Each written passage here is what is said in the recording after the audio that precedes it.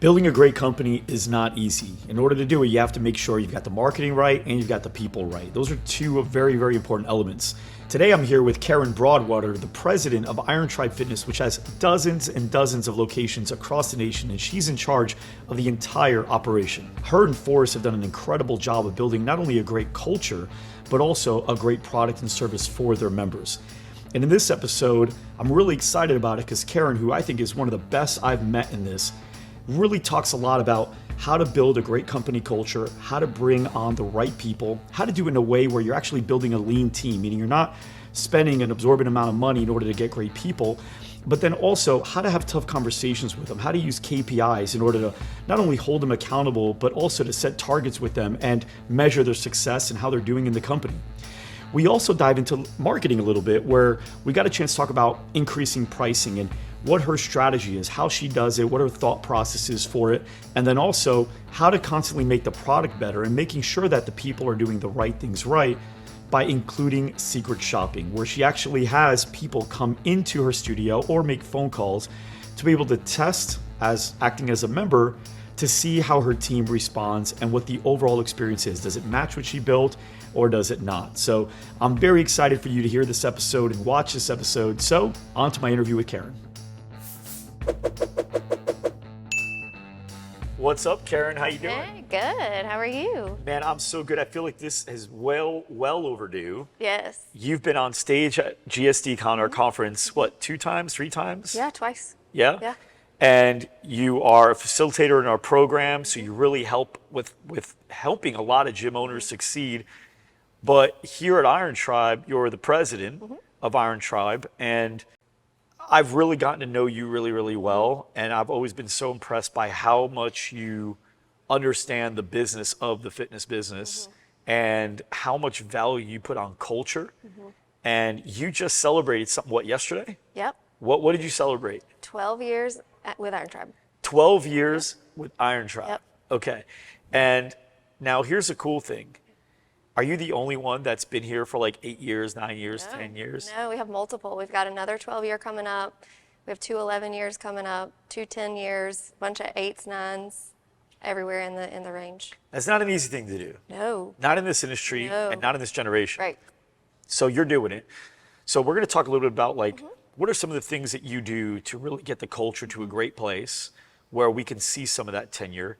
And then also, how do you hold the people that report to you accountable? And what do you expect them to do in order to have really great, profitable studios? Your studio is doing really, really well. And it all always comes up to leadership and what they really do as far as getting the right people in the right seats. So let's talk about the culture. What are some things that you think make Iron Tribe different that more gyms should probably be implementing? I think ultimately it starts foundationally. We hire and fire to our core values. So ultimately we live by those. Those are who we are. They are who we want to work with. And ultimately, if everyone aligns with core values, the work environment is cohesive. Everyone gets along because we all have the same mission and vision together. Secondarily, we make certain that we tie everyone else's personal goal into our big goal. So if someone really wants to go on this vacation and take their family on, then we work towards, well, if we hit these numbers, you'll have that, and then you can go on that vacation. So we make certain that it's not just a selfish mission that we create fitness communities that change lives. We make certain that our team's personal missions can apply to that as well, so that they can continue to grow and take care of their family. You know, getting the right people in the door is a really good first step, right? Because converting people to fit the values isn't an easy task. Right. It's really about matching early on and then just working that. What are some of the things that you feel are very important to do early on to make sure you get the right people, like in the recruiting process or even before that with deciding who our avatar is? What's that process look like? Yeah, so ultimately we use a personality profile test called Culture Index that really tells us what it is that we're looking for. No profile's wrong. However, what we might be hiring for at the time, there are certain profiles that fit that better. So that helps us eliminate going through a lot of the weeds of people that we just know aren't a fit for that position. Then they'll come to us and we really run them through. We start off like selling them. Like, we're not sitting there trying to be sold. Like, we look at it as an interview, as we want them to fall in love with us too. Even if we don't hire them, we want our name to be good in the community as well. I want them to at least say, yeah, I didn't end up working there, but those are great people. So I think that's really important to keep your reputation really good, and that you're investing in the person the entire interview process. Right. So whether it's we're learning their favorite things, we ask questions like, how do you like to receive praise? If we decide to hire them, the first thing that we're going to do is give them the type of praise that they answered in their interview. If they love to receive praise by a handwritten card, they're getting a handwritten card quickly. If they love to receive praise by public praise, we're putting them on social media. So we just make certain that interview process is like the fertile soil for what it is that we want to plant once we hire them. Right. I love that. And you mentioned culture index is what you use to make sure you're finding the right personality, right? We use DISC. There's a ton of tools, Yeah, TTI. Talk to me about culture index for the people that maybe aren't very unfamiliar with these personality tests. Like, what do they do, and how does culture index differ? I don't even know if you know much about DISC. We do. We've run that one as well. Okay, how does it differ from that, and how do you use that to make decisions? Yeah, so culture index is very interesting on multiple levels. I love all personality profile tests. This is just one. There's a couple that you can legally decide to hire or not hire on, whereas the other tests, like a DISC or whatever, could be discrimination in the hiring process. Okay. So this is one that is approved to make a decision without meeting the person. So that's part of the reason we really like that one, just for Saves time. yes, saves tons of time, tons of energy. We can make that decision. But what it is we use it on different levels. One, to decide which personality profile, because there's 18 different personality profiles. What are you? Well, between a specialist and an architect, so it kind of varies on whatever. But so ultimately, we try to decide what it is that is right for that role. Like, we really like a rainmaker, which I know that, but there's just certain titles that work really, a socializer that work really well as our managers, other personalities that work really well as coaches. So we're able to go ahead and decide, okay, this person could be a fit in the future, or this is the exact personality profile I need now. And then we still interview them. We believe we're a faith-based company. We still believe that they still have a story. They still have the Lord, and people can still be different. Their personality profile doesn't tell us everything, but it does give us the foundation of, do we want to move forward versus you meet with 100 different people that you know are not going to be a fit. Right. So we start there. Now, a specialist and a architect, I feel like I get an idea as to what those mean, but what does that mean culture index wise? So ultimately, the way it works is it's really complicated, but it depends on like how aggressive you are or how friendly you might be, or so ultimately for me, I'm semi-aggressive. It depends on what situation I'm in. In a situation where, you know, Forrest and I are together, I'm going to let Forrest be the boss. If I'm there, I'm going to take over, you know, so it kind of teeters on that.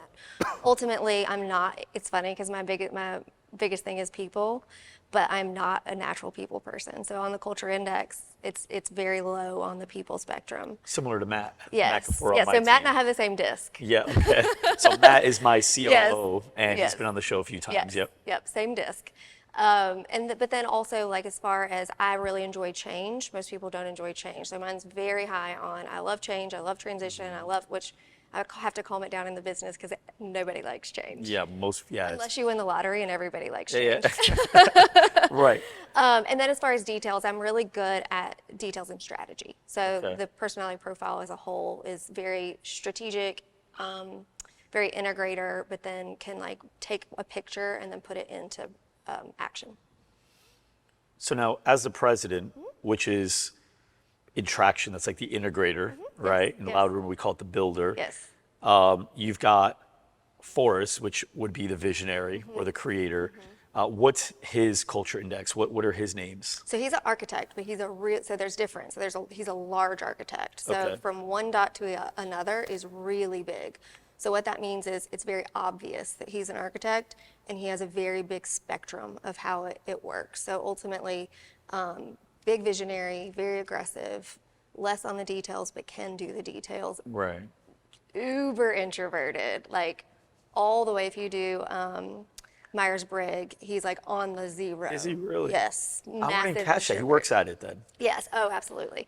Major introvert, but additionally also really likes change as well. Okay.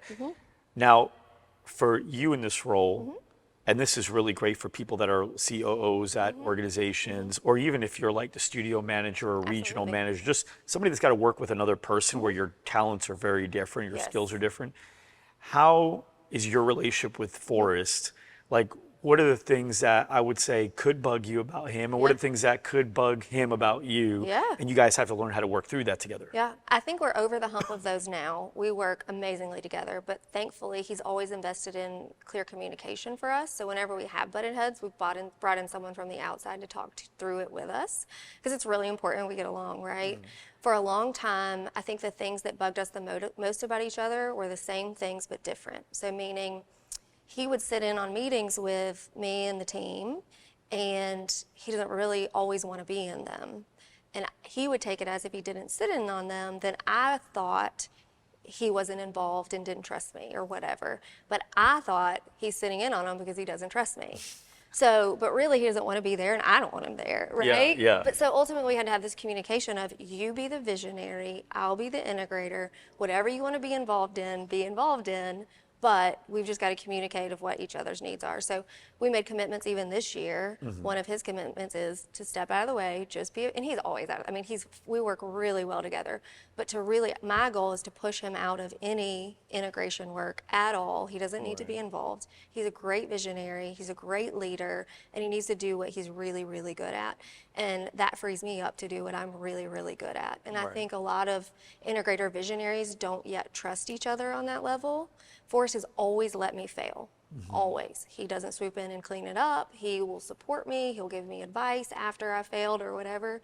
But he has given me the freedom to make decisions and make mistakes. Yeah. And that has been just the differentiator for our relationship. I love that. And you've now been here for a while. How has the business of the business, like how has that changed since the first year you've been here? Oof, that's a loaded question. It's changed a ton for the sake of even just the direction we were going in the beginning. We were primed and ready to be huge early on, and we hit a lot of road bumps. So when we first were growing, we really overstaffed. We brought in a lot of people in very high leadership levels, and that's just not what the business needed yet. I think so the business of the business has been scaling back the behind the scenes team to be very much more work oriented, not necessarily a lot of visionaries, a lot of cooks in the kitchen, and making certain that we have executors that are really good in their expertise, a marketing person, HR controller, those roles versus a CFO and a COO, and we didn't need that at the time. You'd be filling in blanks for the point of filling in blanks. Yes, and then the COO is also doing bookkeeping, or sorry, the CFO is doing book. I mean, it's just you're not there yet. Right. So we made a lot of those mistakes in the beginning, and now we've gotten to where we have a very lean team, but a very focused team. Yeah. And it's where Forrest can be the visionary, and then the rest of the team we can do the work until we need the higher level potentially. But at this stage, I mean, I still think we're a small business, but we're still big. Yeah. And we're able to run it pretty lean with the right people in the right seats. Right. One thing too I noticed about you is now I'm not talking about Birmingham. I'm talking more about the industry, the fitness industry. You're very involved in the community. Like you know a lot of people in the space that aren't part of Iron Tribe. Right. You find a way to connect more with them. You help them. You learn from them too. What are some of the things that you've caught as patterns from the people that are doing the best? They've got profitable businesses that are running with them, good culture. What are some of the things that you've noticed that match up with what's worked well for you? Yeah, I talked to a ton of people. I think ultimately it's the engaged ownership. So whoever owns it is involved somehow, not necessarily, not that they have to be in the day-to-day business, but they have a passion for it and they understand what's going on in the business. They understand their key metrics, what they should look for, and then they really understand that the end outcome is taking care of the people, whether that's the clients or the staff or both.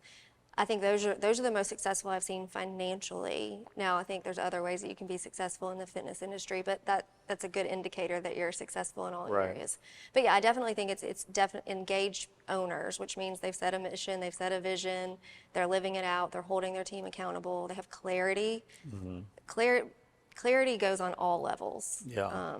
I think that's, to me, the biggest thing you could ever do for your business is create clarity in every level, whether that's roles, pay, growth, mission, vision, core values, if you can lay all that around and constantly continue to bring it back up, any business would be more successful. Yeah, I agree. And a lot of those play for the hotel that I'm staying Yeah, at, yeah. the car company, right?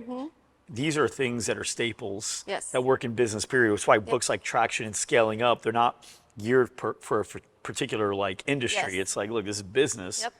You know, I say it all the time too, we're like sharks on Shark Tank. Yeah. They'll invest in businesses that they have no experience in, but they don't care because the guy that they're partnering with has experience in that. What they know is these things that you're talking Yes. about, It's right? just business. 100%. You guys have done a lot over the last few years, at least since I've really started talking more and more with Forrest in regards to like price increases, increasing margins, stuff like that. I want to talk about that, switching programs, increasing pricing.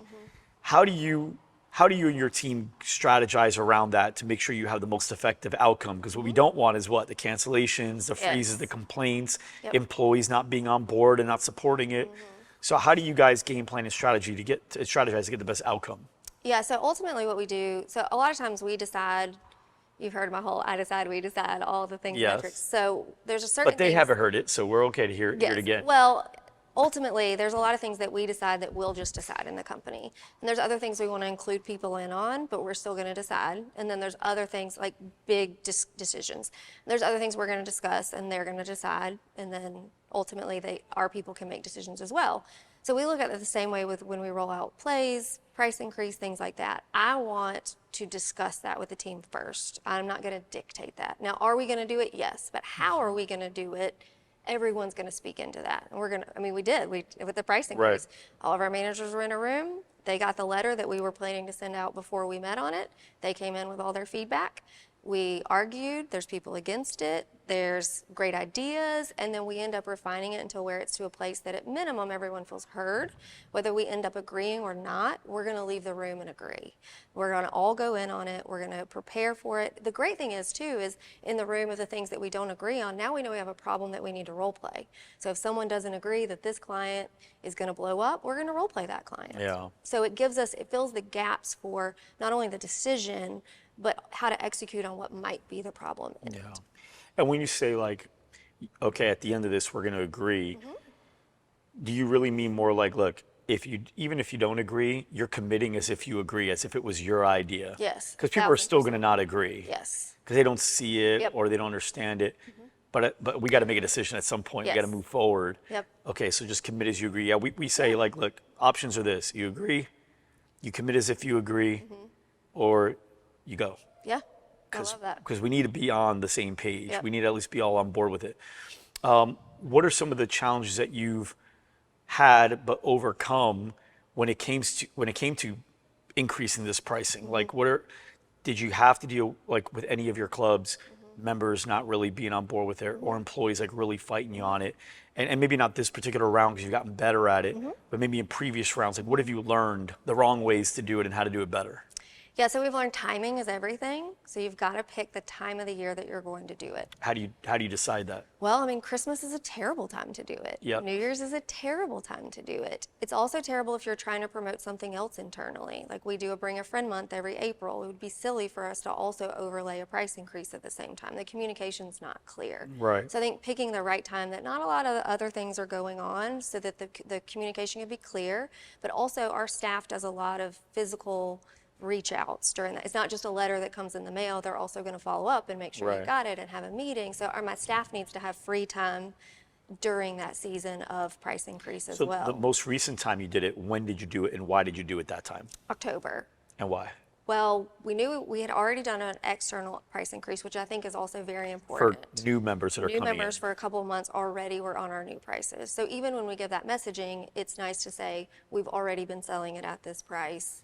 Here's your, So you like to start externally first. Yes. You don't do a big bulk. You go, No. hey, we're going to get it to all new members. Yep. And then what's that gap of time? So let's say you're going to launch new pricing October Mm-hmm. 1 to internal members as well, existing members.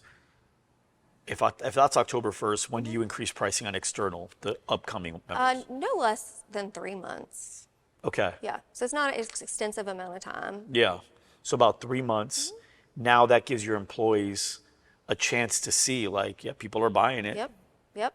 So the buy-in's already there. They know that these people will. Now, when we do a price increase, we personally don't bring our current members up to that price increase. We just add like $20 to everyone's current payment. And they've already been anchored at the bigger payment as far as your employees go. So Yep. to them, they've It's already. $20.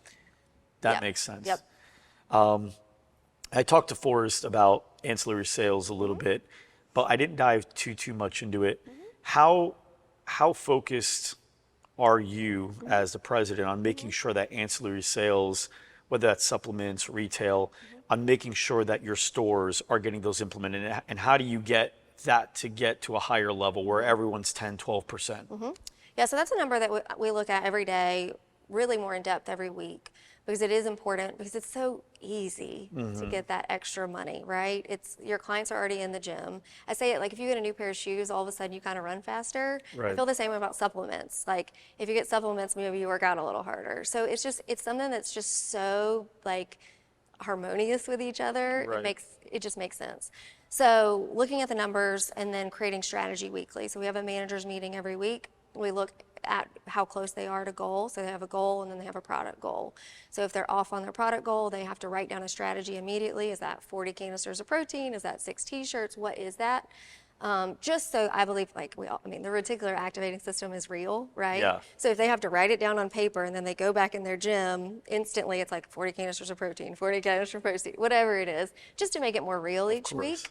So we do that, and then the strategy around it is we constantly educate our staff on the products themselves and make certain they're passionate about them. I mean, if you go and look in their gym bags, it's the same products that we sell. And that's not just because they don't get them for free, they pay for them too. Right. They get a discount. And then making certain that it's a focus in the onboarding. If you can get someone on the product in their assessment early, then you can keep them on the products for a long time. But we also think it adds stickiness. Like if clients are on the products and they're in the gym and they're buying your t-shirts, like that's somebody that's going to stick around. And as a member, if I see someone buying product, I'm more open to buying product. I'm reminded in a very positive way. Yep, absolutely. So I want you to imagine one of your fitness studios that are underneath you. I'm a studio manager for that studio now. What do you hope that owner, what's that message to me as far as what my main focus needs to be mostly all day? I would say just one focus, that's difficult. I would have to say leads. Leads? Yeah, even though I think it's people, but I think it's got to be leads, because the leads bring the people in that take care of your people, that take care of the revenue. Okay, so as the studio manager, I'm focusing on how do I get the flow of leads that I need to hit our target on a weekly, monthly basis. And what does that look like? Where as a studio manager could I be driving leads from? So we run a lot of just ads. Also, we're a huge referral culture. So we ask referrals in point of sale, we ask referrals on the floor, we ask referrals in assessments. We're big on referrals. And then additionally, we do a lot of social media, just organic reach outs as well. DMs, things like that, following other local businesses, local partnerships, and then really just creating raving fans. I mean, I know that sounds cliche and simple, but if you can create raving fans, then you have a lot more reciprocity to get that. So in your role, with everything that Iron Tribe's working on, which is quite a bit, where's your attention right now? What are you working on? Like, what are you spending the majority of your energy on getting right or getting better? Really, my focus has not always been on operations in the franchise business. I have always focused on our corporate gyms, duplicating it, and then passing off systems. And now I'm getting much more involved in the weeds with our franchise owners, whether that's monthly owners calls, monthly managers calls for them with that, setting up sales calls. And then actually this year I'm going to go out to all of our locations, which I have never done. So really getting more in the weeds of what we've done in our corporate gyms is really working. And I've even gone to visit a few of our franchise locations already. And it's just these small hinges swing big doors. And it's already made a ton of difference just by walking in, being present, noticing things that they just haven't noticed, giving them direct, clear feedback, and then all of a sudden the gym is thriving. Not that it's me, it's just they can't see as clearly, you know? Now let's say you were an independent gym owner, but you knew how important that was, how valuable it was from your past experience, right? How can you still get that without, having a person above as a president? How could you still get that? So one of my favorite things to do is I always do a 30, 60, and 90-day review with a new employee. And my question is, what do you see that you don't think I see? And there, because I say fresh eyes are the best eyes. And they'll tell, and I just say, tell me our business from your perspective. Just repeat it to me. Tell me how nice people were to you, or the gym's clean. Like, I just ask everything to them. Now, do they know the systems to say that this could be tweaked? Maybe not.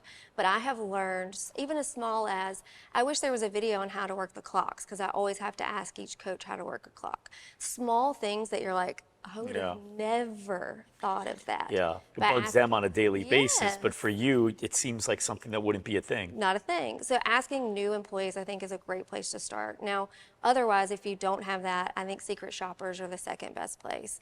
It really costs you no money putting a secret shopper in your gym. Whether it's a secret shopper, if you're the owner operator, then the secret shopper would obviously be secret to the coaches. If you're an owner, I highly recommend putting secret shoppers through the gym system. And what do you just get a friend, family member to go through the absolutely. experience? And Yep. these are the things I want you to look for, report back how it went? Yep, absolutely. That's really cool. Yeah, I know there's companies that do it, but you totally don't need to do it. You could even No. secret shop through the phone call all the way Yep. through. I secret shop you guys, and You it did. actually Yep. you did really, really well. Yeah. Abby crushed that call. She ran. She's the so, best. so you guys know, I called, and she didn't answer. So the phone went to voicemail because I guess she was on the floor. And then as I'm calling another one of your studios to shop them, I got a phone call, and I just let it go. Yep. And then it called back, Yep. and I sent it to voicemail. It went again. So 3 times, we're like, okay, answer it. So we answered it. It was Abby Yep. from the other location. I don't remember what location. Homewood. Homewood.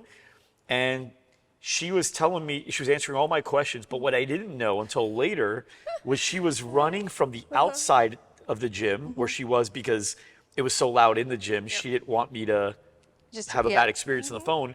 She would mute herself while running to the back to get the answers to questions like class schedules and stuff like that, and then run back outside. And she was doing all this, and I didn't even know. Yep. It's pretty It impressive. was so funny. She got me in.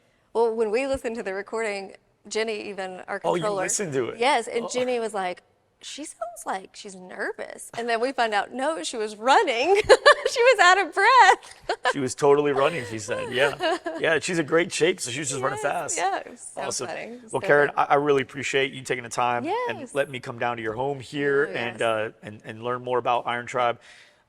You've been a great member of the loudrumor community, and on the GSD Con stage, you've always delivered. Now I'm excited I get to have you on the GSD show, and can't wait to see you in Vegas. Are you going to Vegas? We're working on it, yes. Working on it? Forrest will be there for sure. Forrest will be there Yes. for sure. Okay, Yes. awesome. Well, thanks Yes. again for Thank everyone watching you. and listening. We'll see you on the next show.